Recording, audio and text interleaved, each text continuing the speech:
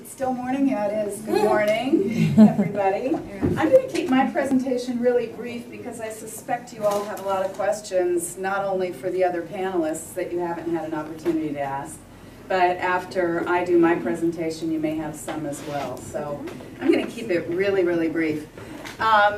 Community Action Marin Food Works started as Preserve Sonoma, and it started with the inspiration of a local farmer who had exquisite strawberries and didn't sell them all at the farmer's market and was going to go home and compost them.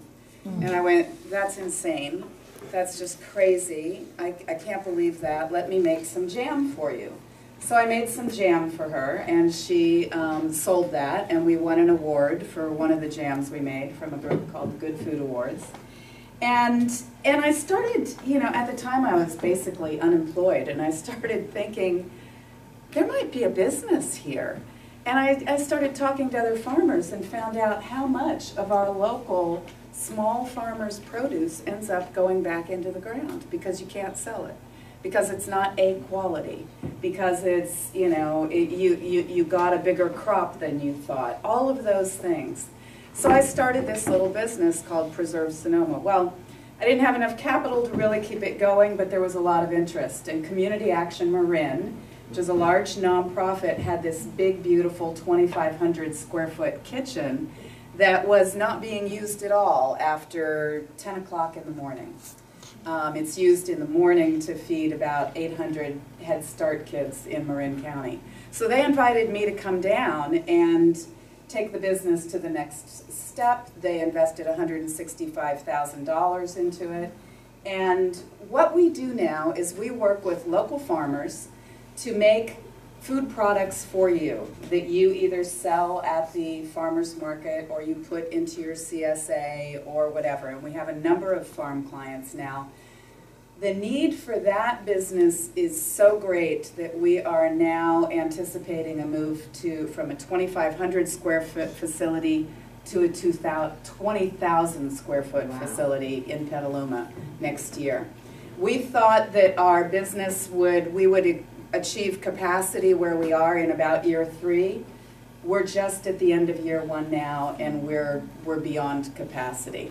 So there's this great need for being able to produce smaller quantities of local foods, and that's what we do. So Dave's pickles are, in fact, my favorite pickles on the planet. He's not kidding when he says he makes, and Lou's are also really, really, really good. Lou's bread, however, is awesome, and I really encourage you to go and visit Lou. He was very much an inspiration for me in starting my business. So when you think about co-packing, if any of you ever do, you think about big giant factories with big giant tubes that go across ceilings and into 200-gallon kettles and then into big fillers, and then these automatic, they're really noisy places and you have to wear hearing protectors in them. It's not what we do. We do, and the minimum for most co-packers is anywhere from 300 cases to 1,000 to 50,000 cases of product. Our minimum is 25 cases. And we're very artisanal. We do things by hand with the assistance of as much machinery as makes sense. And going forward, I know there's going to be a little more machinery that's going to make sense.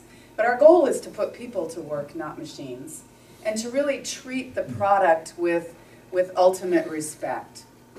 Yesterday, I was out at a tomato farmer up in Alexander Valley, and he was showing me these tomatoes he was going to throw away. And I was purchasing 200 pounds of his tomatoes for another client's product. And I said, why are you throwing those away? And he said, well, you know, they're not good enough for me to sell at his farmer's market or to his restaurants. And I said, but that's exactly what we do. We want to take your B quality produce and give you a product that you can sell and make money on that loss that you would incur otherwise. So that's basically what Community Action Marin, I don't know how to work these. There's some great, let's see, does this just go up or down or how? Oh, that? I don't, that one's. Okay, so where should Yeah, we go? there. Let's look at some of the pictures. That's our kitchen. Let's see, this is our kitchen. It's really simple. We've got we have a 45-quart Robocoup. It's a giant food processor. So we make, there's another product in another picture. We make a lot of fresh chimichurri sauces for a local food entrepreneur. These are Medlock Ames products we made last year, and we make products for McAvoy Ranch. There are two markets we serve, local farmers and local food entrepreneurs. So the small food entrepreneur who has an idea to take to market can't go from making it themselves in an incubator kitchen to getting it onto grocery store shelves. They just can't get there with a normal co-packer. But they can get there with us because our minimums are small. I was really interested in Dave's model when he was talking about co-packers' gross margins being 30% about. Ours are more like 20. And that's purposeful. We're not in it to make big money. We're in it to really benefit the local economy, to make enough money to pay the people who are working for us, and to put beautiful food out there. I see a day someday where when you need to go buy frozen produce in the wintertime, that's Sonoma County, Mendocino County, Marin County. That's local stuff that's been frozen. That our grocery store shelves are filled with more local product, and I could go on and on about the need for that. There's a calculator called the Valley Calculator that measures the difference between what we consume and what is supplied locally, and it's enormous. So let's see, what else did I want to say very quickly? Oh, when you think about doing what Lou has done, which is have your own commercial kitchen, your own facility, it's pretty expensive, right, Lou? I mean, Yes. I don't know if you want to share what your investment in all of that has been over time. No. But I was on a panel with Wayne from Tierra Vegetables last year, and he did that. He built out his own commercial kitchen. He did all that, and he said flat out, I will never make enough product in that kitchen to break even on it. Wow. That's just what he said. So that's what we do. We take the compliance issues out of it for you. We incur the investment of the big build out of the kitchen. We take care of you don't have to get a food processing license. We take care of registering your product with CCOF. You're farmers. Basically, you want to farm, and you want to make money doing it, or at least be able to, pay for your kids' education, right? So that's our role. And I can tell you that in the entire United States, there's only one other company quite doing what we're doing, and they're in upstate New York. So it has been, Dave mentioned this, the last 7 years of his life being like the most enormously challenging. I would say the last year of my life, 2 years, have been just like that. It's been a straight up learning curve. But as you said also, my life is so much richer because of the people that I've met, incredible people. And God, look at where we get to live. I mean, look out those windows.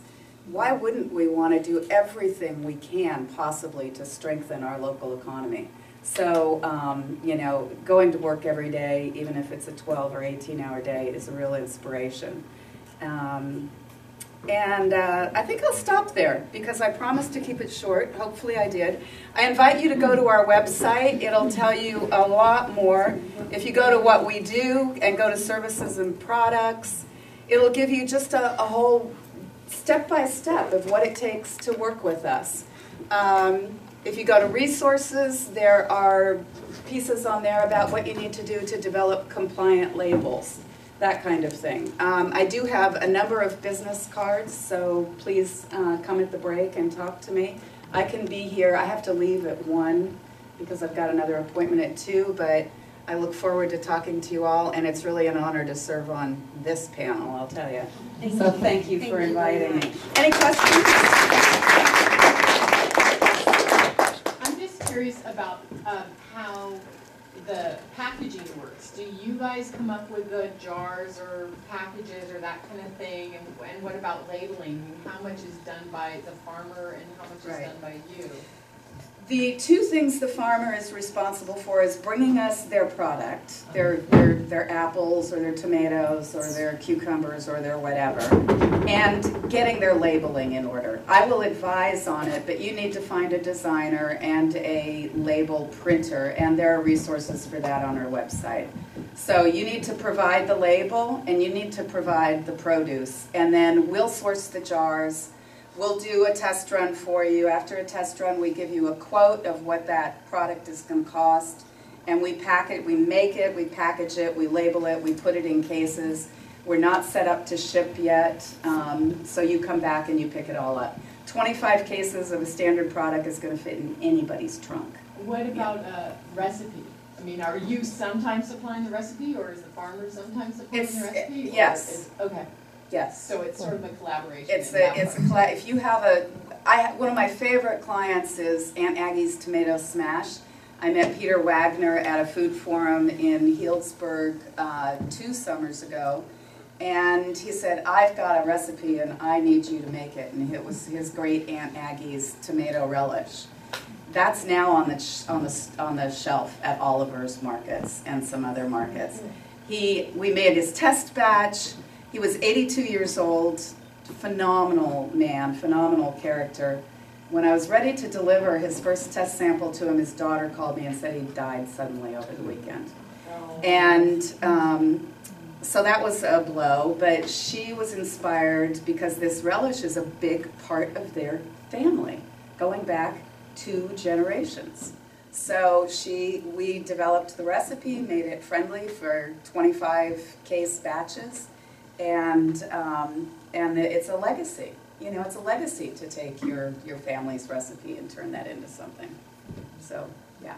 And I think you had a question? Yeah. The facility you want to move into in Petaluma, is that People's Harvest? No. People's Harvest, I know there's been a lot of misinformation about what's going on with them.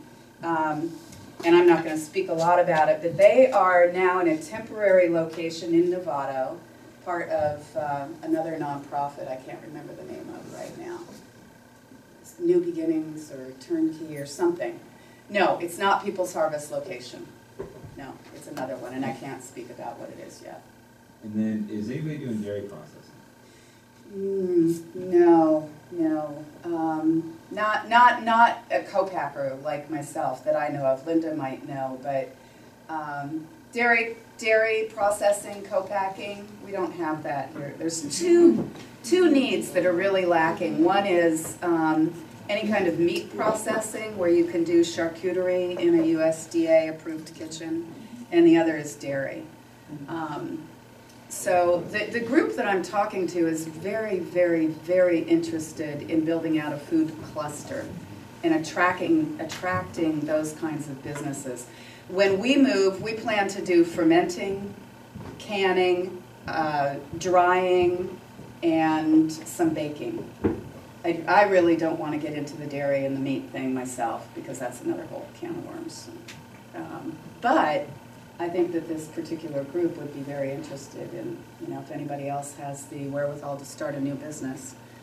There's a great need for that. Yeah, Dave, come on. Why not? Yeah. Any other questions? Not just for myself, but anybody else? I had a question for Dave about your packaging. It looked like on your website that you were using some kind of plastic packaging as opposed to the standard kind of pickled jar type of thing. Is that actually what you're doing? And have you found that it's difficult to get it into